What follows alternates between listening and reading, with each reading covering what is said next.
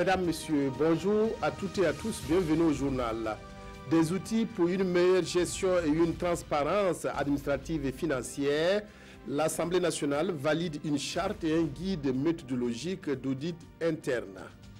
Donald Trump a prononcé son discours sur l'état de l'Union, le premier de son mandat, discours sur un ton mesuré pour défendre son bilan et appeler à l'unité de tous les Américains. L'Assemblée nationale, en quête d'efficacité et de transparence, l'institution a élaboré une charte et un guide méthodologique d'audit interne. Ces outils sont soumis à un atelier de validation qui rassemble aujourd'hui les élus nationaux et le personnel administratif de l'AN. Reportage Pawadrogo, Jean Zongo, Sanoa, Christine Koulibaly. Une rencontre pour amender et adopter la charte et le guide méthodologique d'audit interne de l'Assemblée nationale. Si l'institution est dotée d'une autonomie de gestion, elle est cependant loin d'être une zone de non-droit. D'où l'intérêt de cette rencontre. L'Assemblée nationale, consciente de la responsabilité qu'elle joue au sein de l'ordonnancement constitutionnel, voudrait jouer de la transparence. La transparence, c'est de se doter d'outils qui permettent une gestion transparente des ressources qui sont allouées à l'Assemblée nationale.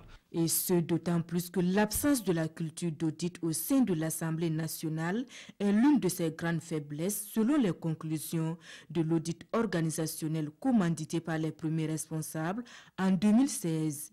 Chose qui ne favorise pas la transparence et la performance de l'institution. Ça viendra une formation, voilà, pour que le personnel, notamment la direction de l'audit interne, puisse s'approprier cet outil, parce que c'est véritablement un outil de travail. Il ne s'agit pas de juste le développer, il faut le développer, mais aussi veiller à ce que les utilisateurs puissent l'approprier et le mettre en œuvre au sein de l'Assemblée nationale. Ce qui va sans doute contribuer à la réalisation de la vision du plan stratégique 2016-2020 de l'Assemblée nationale. Un plan qui veut faire de la représentation nationale une institution forte, moderne, innovante et au service des populations. Un chemin parcouru ensemble pendant 40 ans qui se prolonge. L'Université Ouaga 1, Joseph Kizerbo et l'Université libre de Bruxelles ont signé lundi une nouvelle convention de partenariat. Il s'agit d'améliorer la qualité de l'enseignement dans les UFR des sciences de la santé, de la vie et de la terre. Isaka Ouedraogo et Léonore Yerbanga. Avec cette signature, l'Université libre de Bruxelles réitère son engagement à soutenir l'Université Ouaga 1, professeur Joseph Kizerbo. Le partenariat entre ces deux universités dure depuis 40 ans. Il a permis entre autres la mise en place de la section pharmacie, de l'animalerie de l'unité de formation et de recherche en sciences de la vie et de la terre et la construction des bâtiments belges à l'Université Ouaga 1, professeur Joseph Kizerbo. Cette collaboration permet la mobilité des enseignants et des étudiants dans les deux sens pour améliorer nos pratiques et améliorer la qualité de l'enseignement.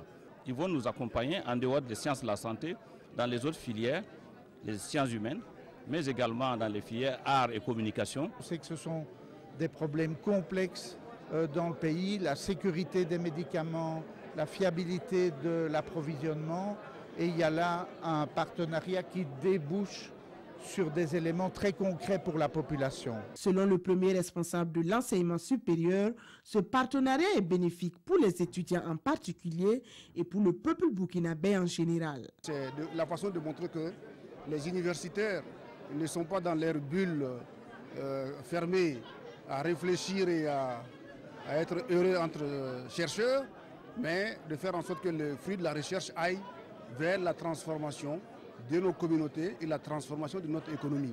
La collaboration entre l'Université Ouaga 1, professeur Joseph Kizerbo, et l'Université libre de Bruxelles prévoit également de nouvelles perspectives. Des filières professionnelles de courte durée qui répondent aux attentes des entreprises seront bientôt disponibles à l'Université Ouaga 1, professeur Joseph Kizerbo.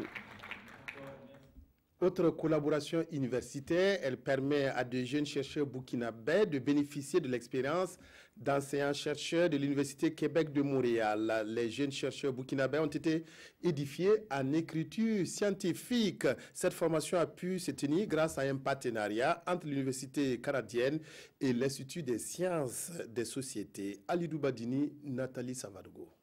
Les enseignants-chercheurs de l'Institut des sciences des sociétés INS et de l'Université Norbert Zongo de Koudgou à l'école de l'écriture scientifique.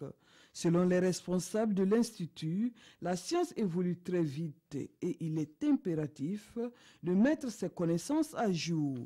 Pour cela, deux éminents enseignants-chercheurs de l'Université de Montréal sont venus partager leurs expériences avec les chercheurs du Burkina. C'est l'occasion de donner des outils scientifiques solides à nos jeunes parce que c'est eux la relève de demain. Donc c'est dans ce cadre qu'ils sont là.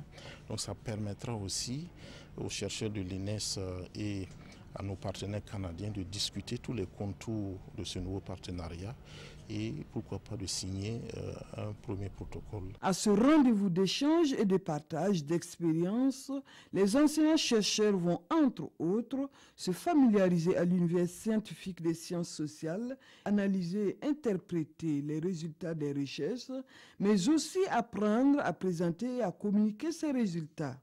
Il s'agit d'une formation portant sur les différentes dimensions de la réalisation d'un travail de recherche qui vont de son exploration jusqu'à la diffusion des résultats, en passant par l'élaboration d'une problématique et d'un cadre d'analyse. Alors, toutes les étapes, généralement reconnues. La formation est prévue pour durer 5 jours. À l'issue de cela, les enseignants-chercheurs de l'Université de Montréal envisagent un suivi à distance, et cela en collaboration avec leurs collègues de l'INES. Partage de bonnes pratiques en matière de santé, objectif d'une rencontre qui se tient à Ouagadougou à l'initiative de l'ONG Terre des Hommes.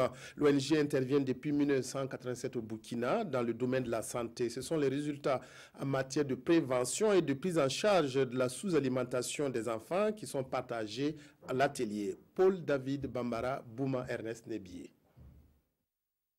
L'une des raisons d'être de l'ONG Terre des Hommes Lausanne au Burkina depuis 1997 est la prise en charge intégrée des maladies de l'enfant. Dans sa zone d'intervention qui couvre les districts sanitaires des régions du Nord et de la boucle du Mouhoun, elle a beaucoup contribué entre autres à la prévention et à la prise en charge de la sous-nutrition des enfants et à l'amélioration de l'hygiène dans les formations sanitaires. Autant de résultats positifs que les premiers responsables de cette ONG veulent partager aux autorités administratives, aux partenaires et à l'ensemble des acteurs de la santé à cet atelier. Nous avons commencé en 1987 par deux districts, notamment Tougan et Séguénéga. Nous avons, avec l'appui de notre partenaire ECO, pu expérimenter ce qu'on appelle les institutions de paiement qui aujourd'hui a été mis à l'échelle à travers ce qu'on appelle les mesures de gratuité sur l'ensemble du territoire national. Si nous prenons un peu la mortalité et la létalité de la mortalité, qui a été réduite par exemple de 6,1, la mortalité également hospitalière a été réduite de 6 points.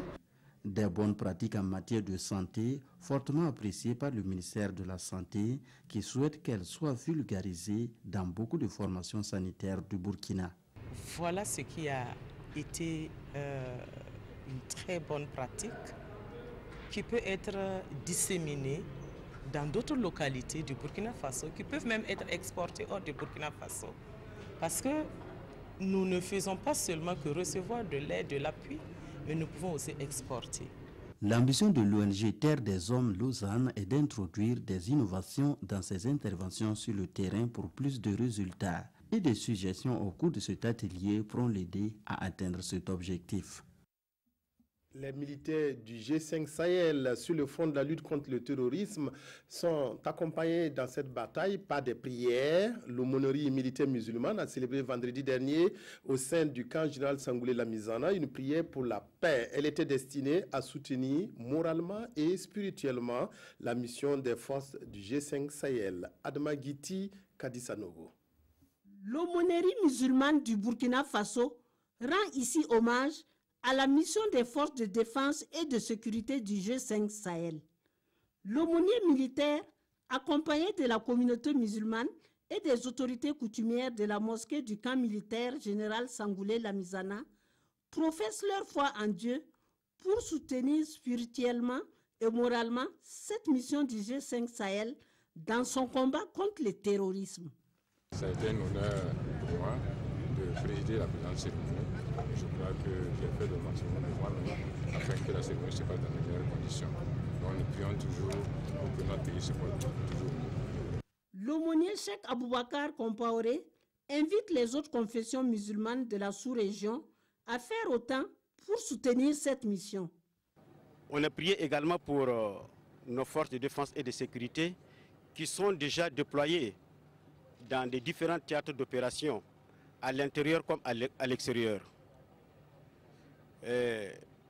Nous implorons également à Allah subhanahu wa ta'ala pour qu'il fasse que le Burkina Faso, le pays du G5 Sahel, soit toujours en paix, en sécurité, jouissant de la tranquillité et de l'abondance, ainsi que tout le pays du monde entier en vertu de sa miséricorde. Cette prière pour la paix dans les pays du G5 Sahel est spécifique.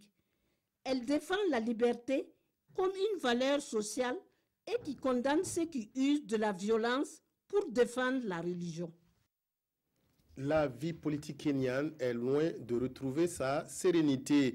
Raila Odinga, qui est resté muré dans un silence pendant quelques mois, est sorti hier de sa réserve.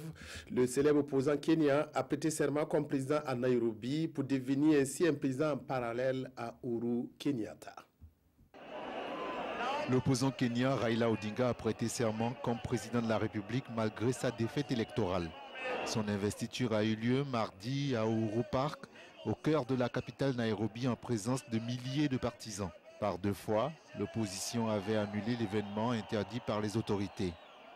Les menaces du procureur général qui avait déclaré que cette cérémonie était un acte de trahison passible de la peine de mort n'ont pas du tout découragé l'opposant. Quelle est la valeur juridique de cette investiture?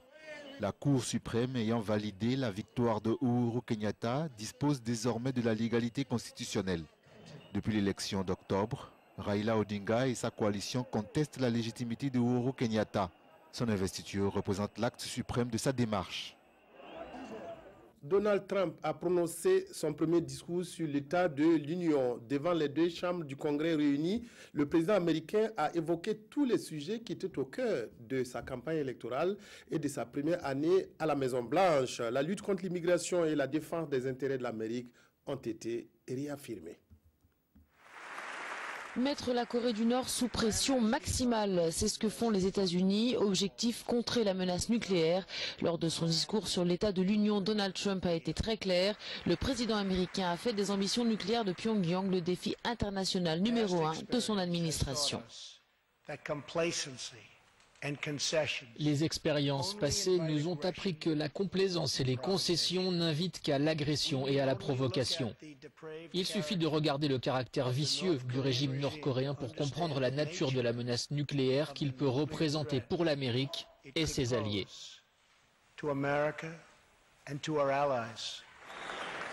Autre sujet qui tient à cœur à Donald Trump, l'immigration. Sur le sujet, le président américain est resté droit dans ses bottes, affirmant que les frontières trop poreuses des États-Unis avaient coûté de nombreuses vies.